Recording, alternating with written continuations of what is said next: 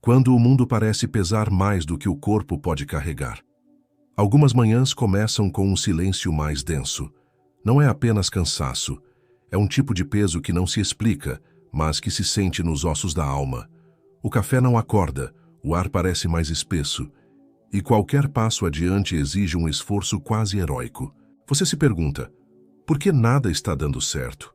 Por que a vida parece remar contra mim? Não se trata de drama. Não é vitimismo. É uma sensação legítima e perigosamente comum de que existe uma força invisível puxando você para trás, como se o universo jogasse um jogo onde você sempre perde por um ponto. Uma promoção que escapa por detalhes, um relacionamento que desmorona sem aviso, uma ideia que ninguém ouve, e a mente, afiada como faca velha, sussurra: o mundo está te sabotando. Mas será mesmo? Marco Aurélio, o imperador filósofo, escreveu em suas meditações: a vida do homem é o que seus pensamentos fazem dela, não como quem romantiza o sofrimento, mas como quem entende que a realidade, antes de ser o que acontece, é como interpretamos o que acontece. E se o que sentimos como sabotagem for, na verdade, um reflexo, um espelho velado, devolvendo para nós a forma crua das crenças que carregamos no escuro? Porque talvez, só talvez, o verdadeiro jogo não esteja sendo jogado lá fora, mas num campo mais íntimo, mais oculto e infinitamente mais desafiador. E é aí que entramos em território perigoso, o da autossabotagem que age em silêncio, com luvas de veludo. O eco das crenças que você nem sabe que carrega. A autossabotagem não usa máscara. Ela não grita. Ela sussurra. E quase sempre, em voz parecida com a sua. A mente humana é um sistema sofisticado de sobrevivência, não de verdade. Desde cedo aprendemos a ver o mundo por lentes que não escolhemos. O olhar dos pais, as falas dos professores, os silêncios da sociedade. Tudo isso vai se cristalizando em forma de crença. E a parte mais traiçoeira, a maioria dessas crenças opera no subterrâneo da consciência. Carl Jung disse: enquanto você não tornar consciente o que está inconsciente, isso irá dirigir sua vida e você chamará isso de destino. Destinos sabotados, sim, mas por mãos invisíveis, muitas vezes as nossas. Não porque queremos falhar, mas porque aprendemos a temer o que vem com o sucesso. A criança que foi repreendida ao se destacar aprende que brilhar é perigoso. O jovem que foi ignorado em casa aprende que ser visto é inútil. E o adulto que viveu isso tudo sem questionar cresce construindo muros onde poderia haver pontes. Você diz que quer crescer, mas se recusa a sair do lugar. Você diz que quer um amor real, mas só escolhe quem não fica. Você diz que quer liberdade, mas alimenta rotinas que te prendem. Irônico, não? Mas absolutamente humano. A autossabotagem é como uma casa com goteiras silenciosas. Por fora, tudo parece em ordem, mas aos poucos os alicerces vão cedendo, até que um dia tudo desaba, e você chama isso de má sorte, ou pior, de conspiração universal. Mas e se esse colapso for apenas um reflexo, um espelho devolvendo aquilo que você acreditou sem perceber, porque no fundo não é o mundo que está te bloqueando. São as ideias invisíveis que você aceitou como verdades absolutas e que hoje dirigem sua vida com mãos firmes, porém ocultas. E assim como todo eco, elas vêm de algum lugar. Um lugar antigo, talvez esquecido, mas não morto. E quando você começa a ouvir esses ecos com atenção, algo muda. Mas ouvir não basta. É preciso decifrar, entender, reescrever. E isso nos leva a um ponto que muitos evitam: o apego à dor como zona de conforto disfarçada. A vitimização como uma zona de conforto dourada. Existe uma forma de dor que não sangra, mas acolhe. Um tipo de sofrimento que se instala e, com o tempo, ganha almofadas, cobertor e até um nome. É assim mesmo. É a dor da vítima crônica. Não a que passou por algo injusto, mas a que aprendeu a fazer da injustiça um endereço permanente. Atenção, não confunda isso com invalidar traumas. Quem sente tem o direito de sentir. Mas há uma linha tênue entre reconhecer a dor e fazer dela uma identidade. Quando você repete para si mesmo, dia após dia, que o mundo não te ajuda, que as pessoas sempre te decepcionam, que você não tem sorte, algo perigoso acontece. A dor começa a servir. Sim, servir. Porque ao se colocar sempre no lugar de quem sofre, você ganha algumas vantagens invisíveis. Não precisa correr riscos, nem se responsabilizar pelos próprios resultados. O mundo se torna o culpado por tudo que não deu certo. E assim, a vitimização vira uma redoma de vidro, sufoca, mas protege. Jean-Paul Sartre dizia: o homem está condenado a ser livre. E essa é uma condenação que muitos tentam evitar, porque a liberdade assusta mais que a prisão. Na liberdade, você é autor. Na prisão, apenas personagem. Viver como vítima tem um custo, e o maior deles é o tempo. Você vai adiando mudanças, empurrando responsabilidades, terceirizando escolhas, e um dia acorda, envelhecido, estagnado, ressentido, mas confortável. Afinal, mudar exige coragem, e muitas vezes a dor conhecida é menos assustadora que o desconhecido que cura. Mas e se esse apego à posição de vítima não for apenas medo, mas uma crença ainda mais profunda, que faz você confundir sofrimento com identidade? E é exatamente aí que a vida, com toda a sua ironia, começa a agir, não punindo, mas podando, tirando de você o que você mais quer, para mostrar o que você mais precisa. A dança cósmica do caos e da ordem. A vida não é linear, e nunca foi. Existe um ritmo oculto, antigo como as estrelas, que costura tudo: nascimento e morte, construção e ruína, silêncio e grito. O universo, por mais indiferente que pareça, dança. E essa dança alterna entre dois polos fundamentais: caos e ordem. O caos, esse velho conhecido, costuma chegar sem bater. Ele arranca certezas, embaralha os planos, derruba estruturas que pareciam sólidas. E num primeiro olhar, claro, parece sabotagem. Por que isso está acontecendo comigo justo agora? A gente pensa. Mas será mesmo com você? Ou seria para você? Heráclito, o filósofo do fogo e da mudança, dizia: o caminho para cima e para baixo é um só e o mesmo. Ou seja, o que hoje parece descer pode ser apenas o início de um novo movimento, para cima. A gente esquece que o caos não é inimigo da ordem. Ele é seu parceiro de dança. Um passo puxa o outro. E às vezes, o que a gente chama de problema é só a vida tentando reorganizar o que estava desalinhado há muito tempo. Como uma floresta que precisa pegar fogo para renascer. Como uma noite escura que prepara o palco para o sol. Como um término que abre espaço para o renascimento de si. O caos, por mais cruel que pareça, nunca vem à toa. Ele é cirúrgico. Ele desmonta o que não se sustenta mais. Derruba castelos feitos de ego, de ilusão, de medo. E quando você para de se debater, percebe que o que ele destrói, ele também revela. Mas o problema é que muitas vezes a gente insiste em reconstruir sobre os mesmos escombros, sem perceber que o que parecia ruína era, na verdade, sinal. Sinal de que você ainda está em guerra com o que precisa ser curado. Sinal de que o mundo não está te punindo, está te podando. E toda poda dói. Mas só ela permite que algo novo floresça. E é aí, exatamente aí, que surge uma tensão ainda mais profunda. Quando o que você quer entra em choque com o que a sua alma precisa. A guerra silenciosa entre o que você quer e o que você precisa. Nem todo desejo é bússola. Às vezes, o que você quer com todas as forças é justamente o que te manteria estagnado. E o que você rejeita com unhas e dentes é o que te libertaria. Vivemos num paradoxo invisível. Pedimos leveza, mas carregamos o que já deveria ter sido deixado para trás. Imploramos por clareza, mas nos escondemos de nós mesmos. Queremos flores, mas recusamos o processo da poda. Queremos paz, mas alimentamos batalhas internas todos os dias. E nessa guerra silenciosa entre querer e precisar, mora o verdadeiro conflito espiritual. Simone Weil, mística e filósofa, escreveu: A graça pode descer até o fundo do abismo, mas só se houver espaço. Ou seja, enquanto você estiver tentando empurrar a vida na direção do seu ego, ela vai resistir, porque a existência não está interessada em te agradar. Ela quer te transformar. Mas essa transformação não é macia. Ela fere antes de curar.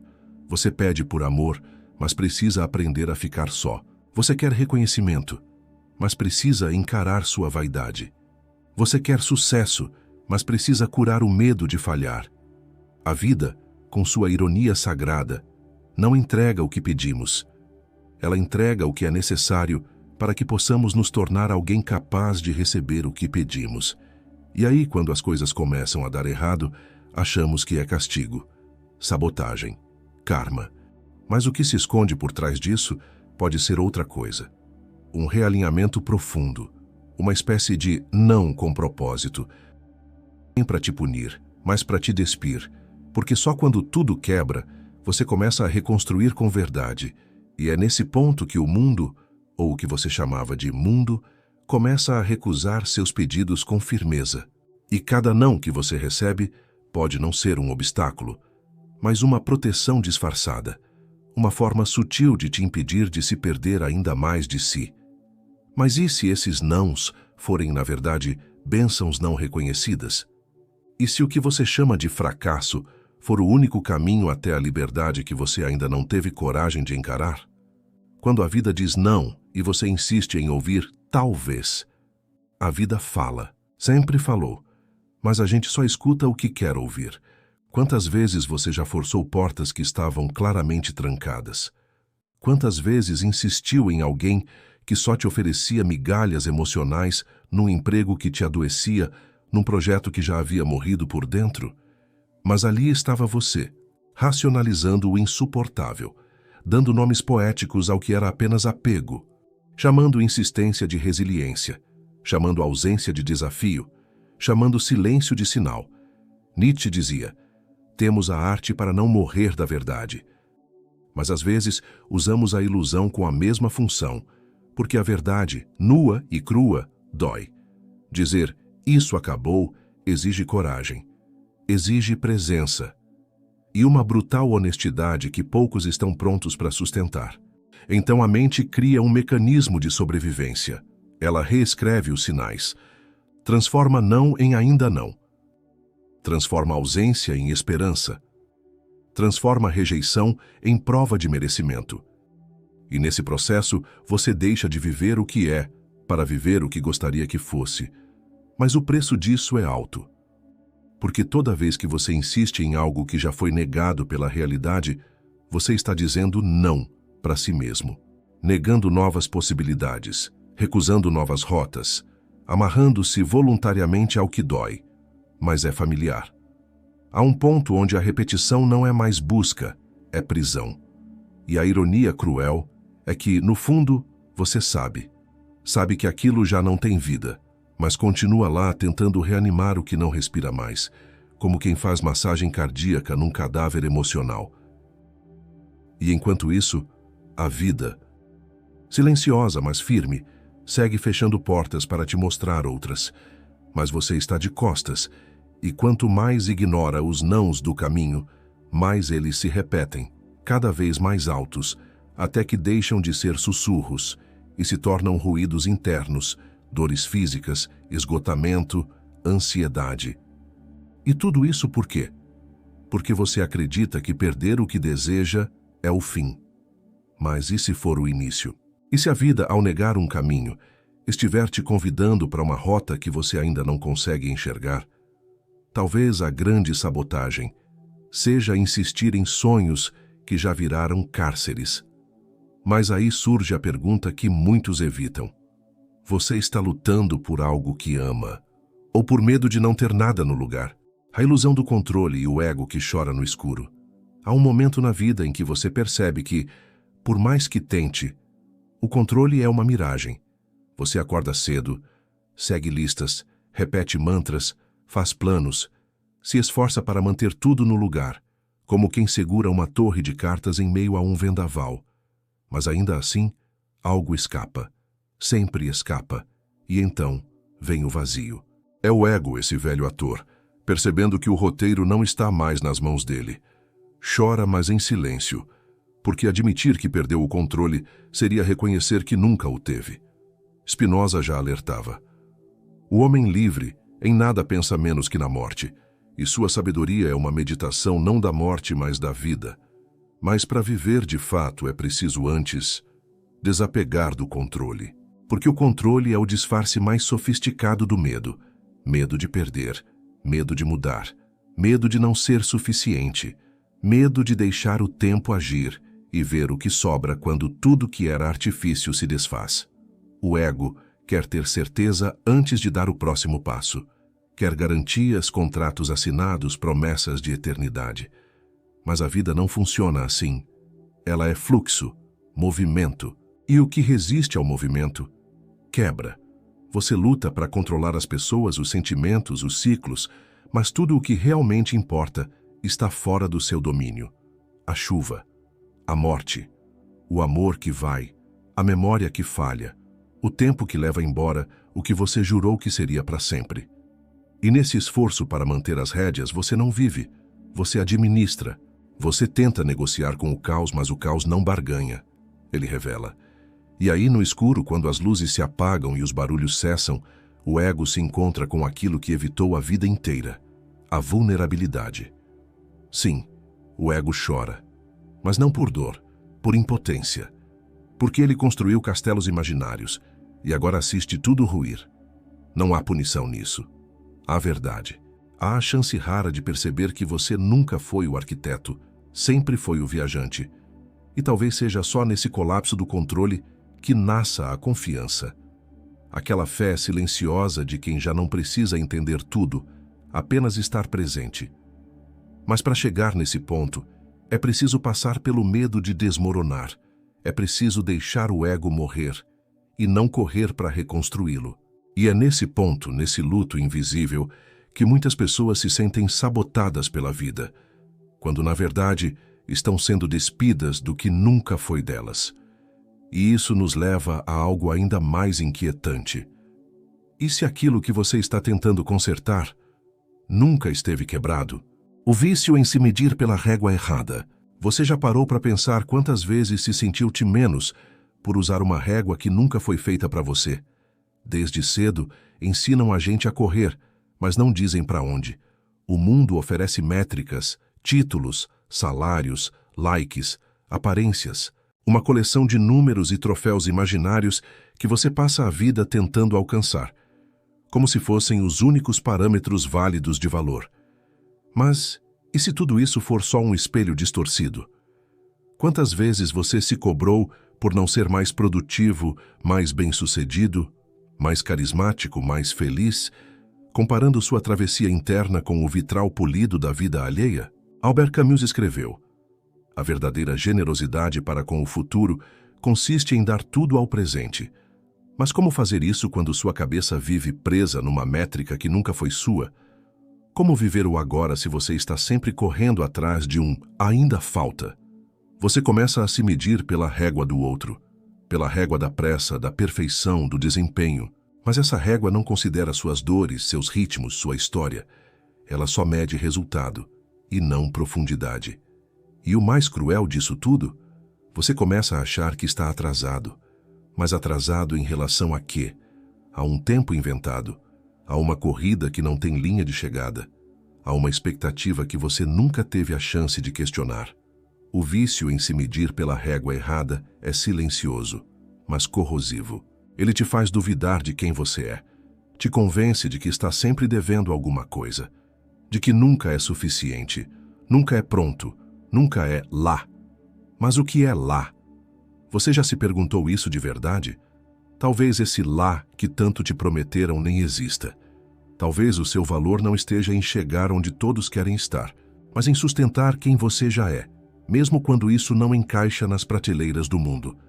Só que para isso antes é preciso desintoxicar, desaprender os critérios falsos, desligar os comparadores invisíveis. E então surge o vazio, um espaço estranho onde as velhas medidas não funcionam mais, mas as novas ainda não nasceram. É nesse intervalo que muita gente sente que está sendo sabotada. Mas talvez esteja apenas voltando para si. E é nesse retorno silencioso, quase imperceptível, que um outro tipo de voz começa a emergir. Uma voz que não grita, não exige, não compara, apenas sussurra. E se tudo o que você precisava nunca fosse mensurável? E isso nos empurra diretamente para uma outra questão quase sagrada. O que acontece quando você para de se medir e começa a se ouvir? A linguagem secreta dos obstáculos. Às vezes a vida não diz não, ela diz ainda não. Mas ela não fala como a gente fala. Ela usa símbolos e obstáculos. São a gramática do invisível. A gente foi ensinado a odiar os empecilhos, a enxergar toda resistência como sinal de fracasso, atraso ou punição. Mas e se os obstáculos forem, na verdade, uma linguagem que a vida usa para te moldar? Nietzsche escreveu: a adversidade é aquilo que faz o homem. E não há metáfora mais direta, é o atrito que esculpe. Sem resistência, a alma não ganha forma. Sem contraste, não há profundidade. O obstáculo não é o fim, é a iniciação. Ele aparece para testar o quanto do que você diz que quer é verdade. Se você vai se adaptar ou se trair. Se vai insistir no caminho ou perceber que precisa mudar de rota. Às vezes o obstáculo é só um desvio gentil. Outras é uma parede te convidando a escalar, não a recuar. Mas o problema é que a maioria encara esses sinais com pressa. Querem respostas rápidas, soluções imediatas, atalhos que ignorem o processo. Só que o obstáculo não é um erro no caminho. Ele é o caminho. É o lugar onde a casca quebra, onde o personagem morre e o ser emerge. Onde o plano antigo não serve mais e você precisa improvisar com a própria essência. E mais do que isso, obstáculos revelam padrões, repetições, histórias internas que você vive sem perceber. Quantas vezes você se deparou com o mesmo tipo de problema em situações diferentes? Pessoas diferentes, contextos diferentes, mas sempre o mesmo nó? Isso não é coincidência, é um chamado. A vida repete o obstáculo, até que você entenda a lição. Mas atenção, não se trata de buscar lições em tudo, como se a vida fosse uma escola punitiva. Trata-se de escutar com mais calma. Trata-se de decifrar o símbolo por trás da pedra, porque às vezes o obstáculo não está dizendo pare. Está dizendo, olhe de novo, olhe melhor, olhe mais fundo. Não lute contra. Traduza, e quem sabe, o que você acha que está te impedindo, na verdade está te guiando. Mas para enxergar isso, você precisa pausar a pressa e aquietar a reação. Porque talvez, e só talvez, o maior obstáculo não seja o que está fora, mas o barulho interno que não deixa você escutar o que ele está tentando dizer. E é aí que chegamos num terreno ainda mais sutil e desconcertante. O modo como você reage à dor. Será que é realmente seu ou herdado de um medo que nem nasceu em você? Quando você para de brigar com a vida, ela sussurra segredos. Tem um momento, que não tem data nem aviso, em que você simplesmente se cansa de lutar contra tudo. Não é desistência, é rendição. Mas não a rendição do fraco, a rendição do sábio. Aquele que, depois de tanto resistir, percebe que a vida não é um inimigo a ser vencido, é um mistério a ser decifrado. É aí que a mágica muda de tom. Quando você para de brigar com a vida, ela começa a falar com você, mas em outra frequência. Não mais com gritos, ruídos ou rupturas, mas com sussurros. Ela te mostra o porquê de algumas dores, o sentido oculto de certos atrasos, a beleza silenciosa de um não, que te protegeu quando você só queria um sim. Você começa a entender que aquilo que parecia perda era livramento, que aquela pessoa que foi embora te devolveu a si mesmo, que aquele sonho que desabou abriu espaço para o que era verdadeiro, mas estava escondido. É como se a vida dissesse, eu sempre estive aqui, mas você gritava tanto que não me ouvia. E de repente, tudo desacelera. Não fora, dentro. E naquele silêncio novo, entre uma respiração e outra, você percebe. A vida não quer ser vencida, ela quer ser dançada. Ela quer que você confie, não por ingenuidade, mas por maturidade. Confie que, mesmo nos dias nublados, há um sol tecendo luz por trás. Confie que o caos tem ordem, mesmo que você não a compreenda agora. Confie que as respostas não estão sempre nos livros nem nos mestres, mas na forma como você sente, falha, insiste e recomeça. E é nesse ponto que o mundo, que antes parecia te sabotar, começa a te revelar. Não porque ele mudou, mas porque você mudou o olhar. No fim das contas, talvez a pergunta não seja se o mundo está te sabotando, mas o que em você ainda colabora com essa ideia. Os obstáculos, o medo, o controle, tudo isso vai ficando mais nítido quando o ruído diminui. A vida raramente grita, ela sugere. E quando você para de reagir no automático, começa a perceber os pequenos sinais. Não para encontrar uma resposta definitiva, mas para fazer uma pergunta melhor. Porque às vezes, tudo o que se move por dentro já é o começo daquilo que ainda não tem nome.